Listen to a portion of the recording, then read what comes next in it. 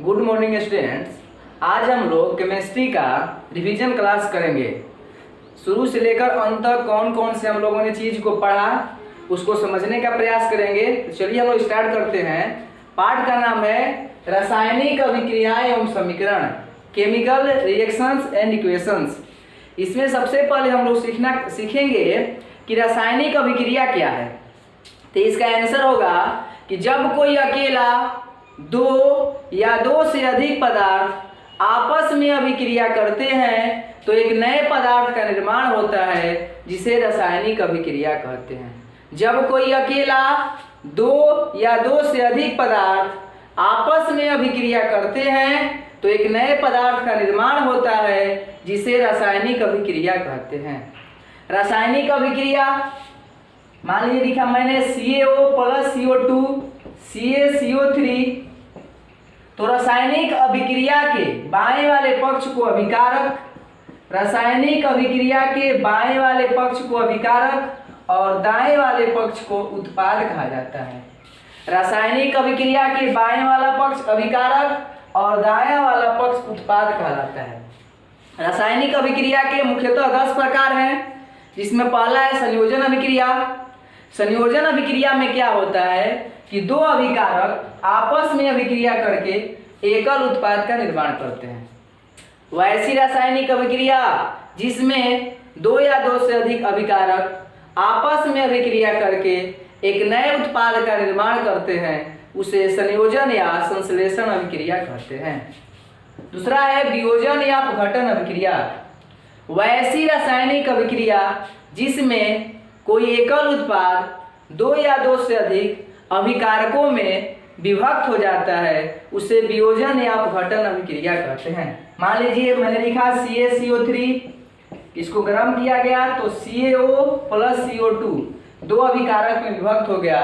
ऐसी अभिक्रिया को हम लोग वियोजन या अपघटन अभिक्रिया कहते हैं। तीसरा है विस्थापन अभिक्रिया।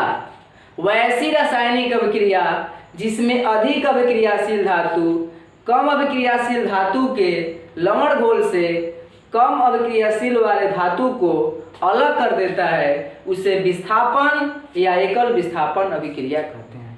वैसी रासायनिक अभिक्रिया जिसमें अधिक अभिक्रियाशील धातु कम अभिक्रियाशील धातु के लवण घोल से कम अभिक्रियाशील वाले धातु को अलग कर देता है, उसे विस्थापन या एकल विस्थापन अभिक्रिया कहते हैं। मान लीजिए मैंने लिखा लोहा प्लस कॉपर सल्फेट बन गया FeSO4 प्लस Cu। इसमें क्या हुआ कि लोहा जो है कॉपर से अधिक अभिक्रियाशील धातु है। लोहा कॉपर से अधिक अभिक्रियाशील धातु है, इसलिए क्या किया, लोहा जो है आयरन जो है सल्फेट कॉपर सल्फेट में से सल्फेट आयन को ले लिया और कॉपर को विस्थापित कर दिया।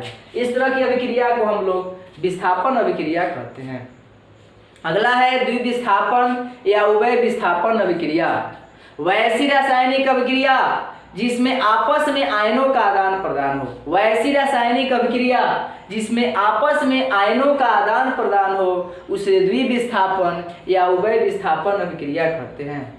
वैसी रासायनिक अभिक्रिया जिसमें आपस में आयनों का आदान प्रदान हो, उसे द्विविस्थापन या उभय विस्थापन अभिक्रिया कहते हैं। मान लीजिए मैंने लिया BaCl2 barium chloride plus sodium sulphate, अभिक्रिया हुआ बन गया barium sulphate plus 2NaCl sodium chloride.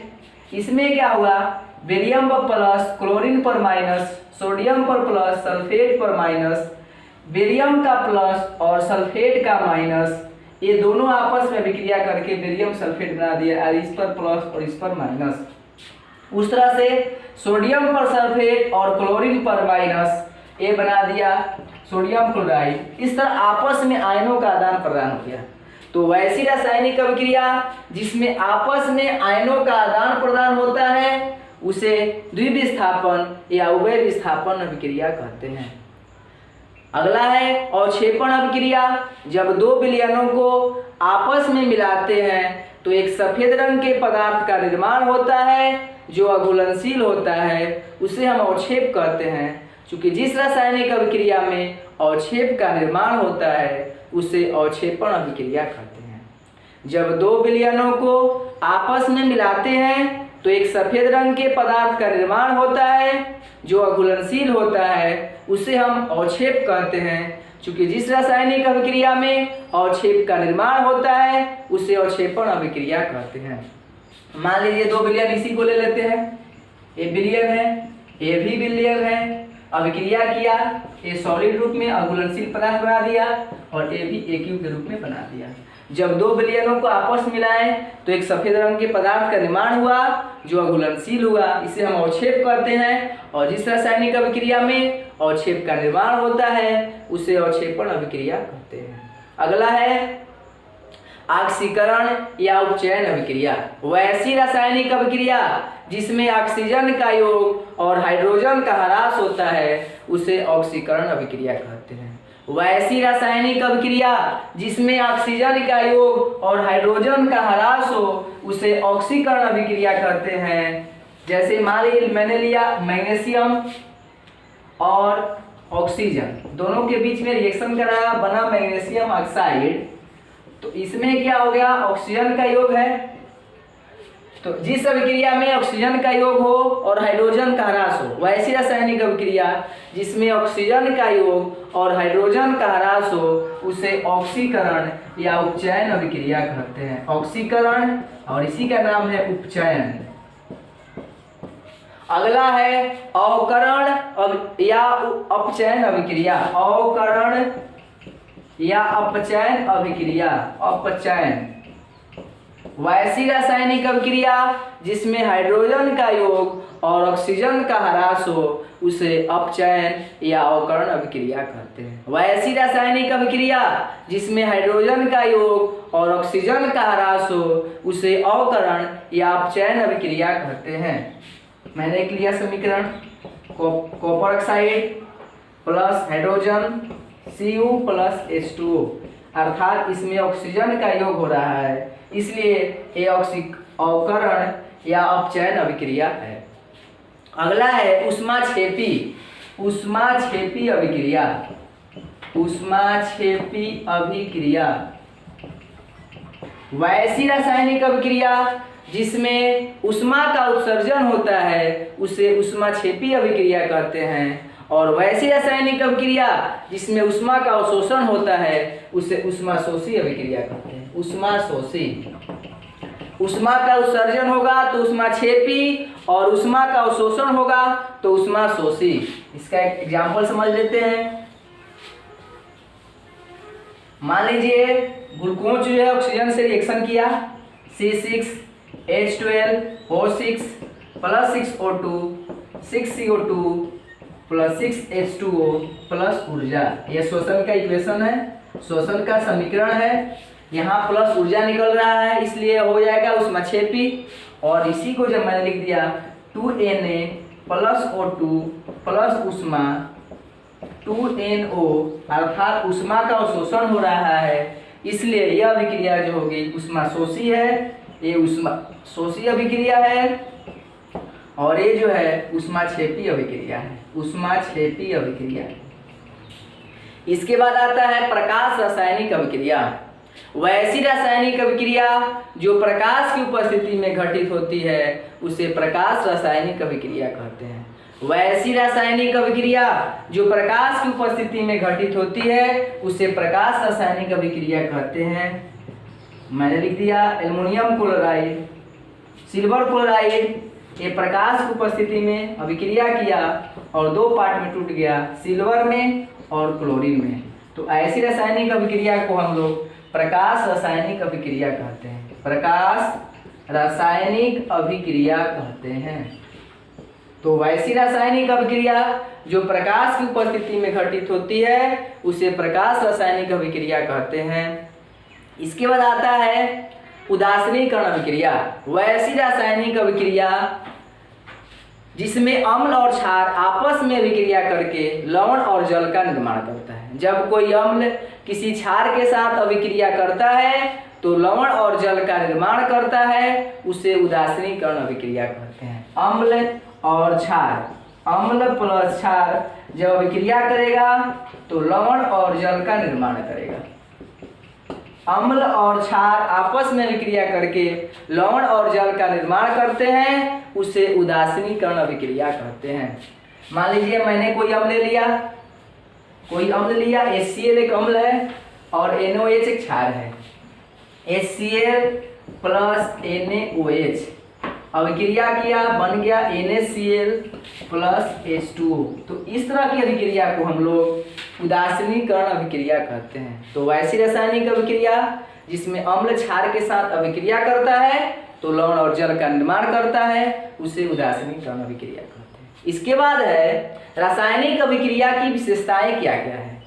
तो रासायनिक अभिक्रिया की 5 विशेषताएं हैं, जिसमें पहला है अवस्था में परिवर्तन, दूसरा है रंग में परिवर्तन, तीसरा है ताप में परिवर्तन, चौथा है गैस की उत्पत्ति और पांचवा है अवक्षेप का बनना। रासायनिक अभिक्रिया की विशेषताएं कौन कौन सी है। तो ये मुख्य विशेषताएं में हो गया पहला अवस्था में परिवर्तन, दूसरा हो गया रंग में परिवर्तन, तीसरा हो गया ताप में परिवर्तन, चौथा हो गया गैस की उत्पत्ति और पांचवा हो गया अवक्षेप का बनना।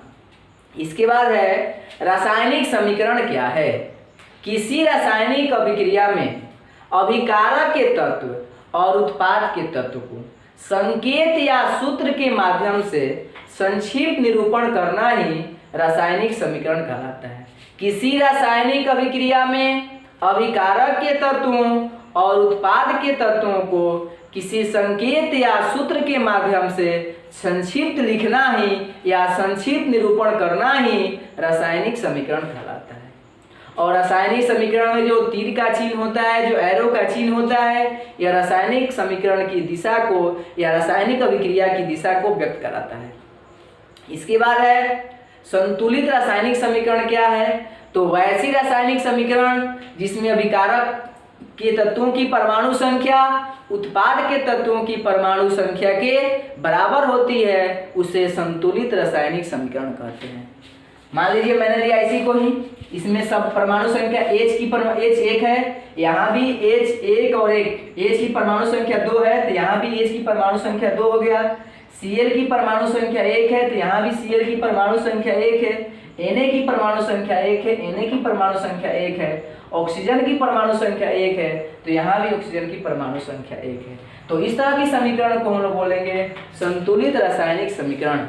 वैसा ही रासायनिक समीकरण या वैसा रासायनिक समीकरण जिसमें अभिकारक के तत्वों की परमाणु संख्या उत्पाद के तत्वों की परमाणु संख्या के बराबर होती है, उसे संतुलित रासायनिक समीकरण कहते हैं। इसके बाद हम लोग में आता है कि दहन क्या है।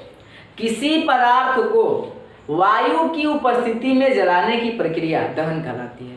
किसी पदार्थ को वायु की उपस्थिति में जलाने की प्रक्रिया दहन कहलाती है, या यूं कहें कि दहन एक ऑक्सीकरण अभिक्रिया है जिसके जलने पर ऊष्मा और प्रकाश निकलता है। और दहन की 3 शर्तें होती है। पहला शर्त है दहनशील पदार्थ की उपस्थिति, दूसरा है दहन के पोषक पदार्थ की उपस्थिति और तीसरा है ज्वलन ताप की प्राप्ति। अब ज्वलन ताप किसको बोलते हैं। तो जिस न्यूनतम ताप पर कोई पदार्थ जलना प्रारंभ करे उसे ज्वलन ताप कहते हैं। अब ज्वाला क्या है। किसी पदार्थ के जलने की लौ को ज्वाला कहते हैं। किसी पदार्थ के जलने की लौ को ज्वाला कहते हैं। ज्वाला के 3 क्षेत्र होते हैं, केंद्रीय मंडल, उसके बाद भीतरी क्षेत्र और बाहरी क्षेत्र। इस तरह से ज्वाला के क्षेत्र हो गया। अब कुछ इंपॉर्टेंट क्वेश्चन होते हैं जो एनसीईआरटी में बुक में दिया गया है। इसमें पहला क्वेश्चन है वियोजन अभिक्रिया संयोजन अभिक्रिया के विपरीत क्यों होती है। दूसरा क्वेश्चन है वायु में जलाने से पहले मैग्नीशियम रिबन को हम लोग साफ क्यों करते हैं। तीसरा क्वेश्चन है श्वसन को ऊष्माक्षेपी अभिक्रिया क्यों करते हैं। और चौथा क्वेश्चन है विकृत गंधिता क्या है। और पांचवा क्वेश्चन है संक्षारण क्या है। यदि इस तरह से 5 क्वेश्चन का हम लोग आंसर सुनेंगे तो एक होल पूरा पाठ का रासायनिक अभिक्रिया और समीकरण का एक होल रिवीजन हो गया मोटे तौर पर। तो पहला क्वेश्चन है कि वियोजन अभिक्रिया को संयोजन अभिक्रिया के विपरीत क्यों कहा जाता है। इसका आंसर लिखेंगे चूंकि वियोजन अभिक्रिया में एकल उत्पाद 2 या 2 से अधिक अभिकारकों में विभक्त हो जाता है। ठीक इसके विपरीत संयोजन अभिक्रिया में 2 या 2 से अधिक अभिकारक आपस में अभिक्रिया करके एकल उत्पाद का निर्माण करते हैं। इसीलिए वियोजन अभिक्रिया संयोजन अभिक्रिया के विपरीत होती है। एग्जाम्पल पर समझेंगे। ये दो अभिकारक हैं, आपस में अभिक्रिया किया, CaCO3 बना दिया, और ये जो CaCO3 एकल उत्पाद है, ये क्या हुआ, इसको जब गर्म किया गया ये दो पार्ट में टूट गया, तो दायां वाला पक्ष बायां आ गया और बायां वाला पक्ष दायां आ गया।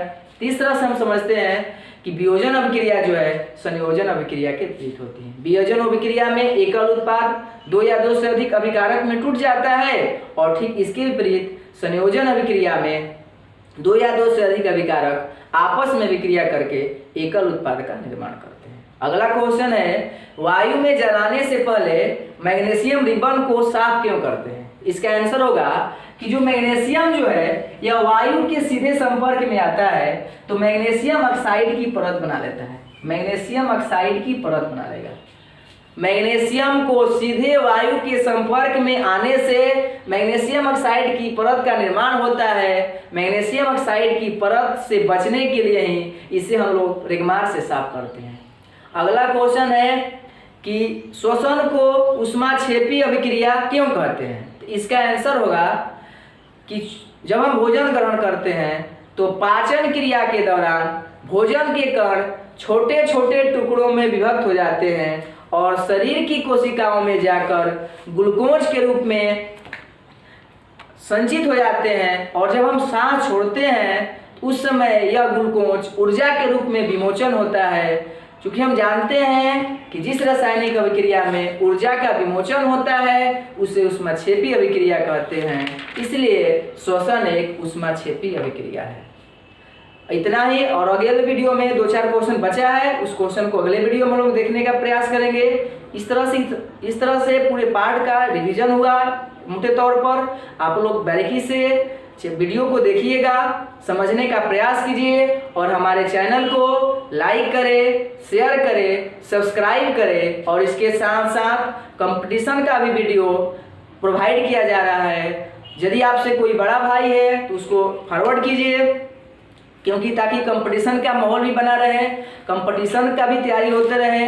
तो इसलिए हम लोगों के वीडियो को, कंपटीशन वाला वीडियो को भी देखने का प्रयास कीजिए, और हम लोग का जो 10th का वीडियो है इसको भी देखने का प्रयास कीजिए और आगे फॉरवर्ड भी कीजिए। थैंक्स।